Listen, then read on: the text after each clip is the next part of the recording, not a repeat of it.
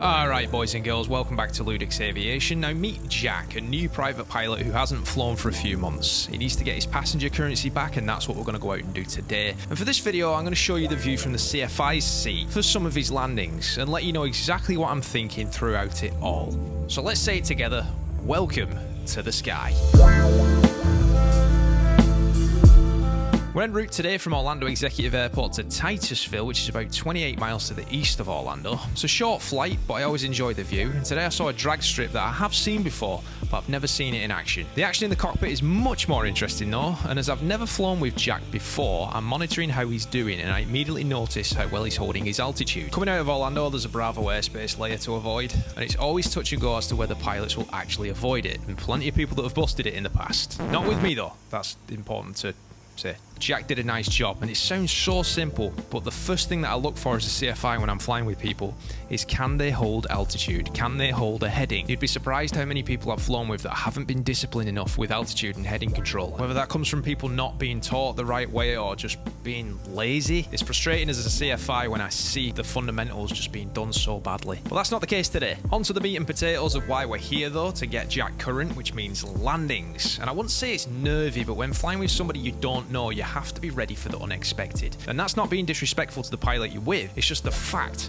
that you never know as a CFI what you're gonna get. However, for me, I never want to give the impression that I don't trust the person that I fly with. That could be detrimental to the confidence and ultimately cause more problems. So what you're gonna see here is very subtle, but I think it's important to see for the future CFIs out there. Without telling the person that you're flying with, there are many different things that you're doing in the background. Watching their airspeed and altitude, monitoring their approach and line up with the runway, listening to the radio calls and watching for traffic, all the while being ready to jump in if needed. But that's where I see a lot of CFIs fail the students, by being active or too active on the controls with them in meaningful situations. There are situations that require that, but here, I don't think that's right. Even though I don't know Jack, I'm giving him respect by allowing him to fly while I watch. But I'm ready, because like a cobra, I'm coiled. My feet are positioned off, but ready to go on the rudders, and I subtly rest my hand on my knee next to the yoke, just in case I need to jump in. The touchdown was nice, but a little bit off center line, but there's nothing glaringly unsafe about it. And while there's always something to learn from our performance as pilots, Jack has learned that he's with an instructor that's allowing him to get on with it,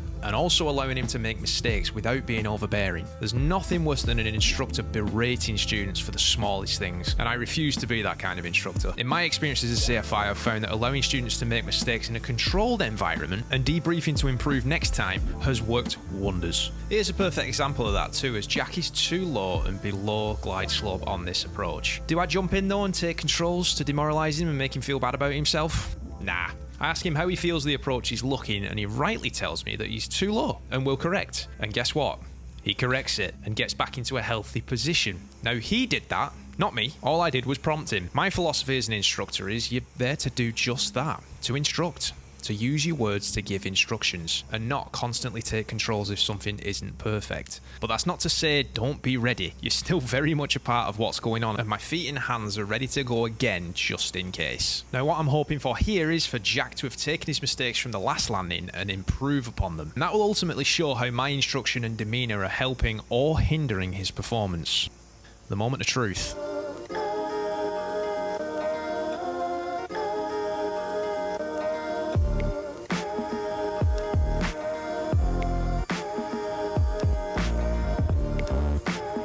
I mean, is it breakfast time? The toast is hot and the butter is greasier than ever. We'll take that and blast off back home. What started out as two people that didn't know each other hopping into a plane turned into a positive session where the pilot left feeling happy with the performance, along with taking things to improve for next time, and the CFI feels accomplished that they instructed adequately enough to allow the pilot to thrive and get better as the session went on. This is how flight training should be in my opinion, and I really hope that you've enjoyed this little video. I also hope that it didn't come across as too preachy, but I'm very, very passionate about giving students the best experience possible and allowing them to leave with more knowledge and better skills than when they arrived. Here's a question for you though. How has your experience with instructors been? Good or bad? Please leave a comment letting me know, and we'll have a good chat down there. Like the video if you've enjoyed it, and let me know what you want to see in the future. See you on the next one.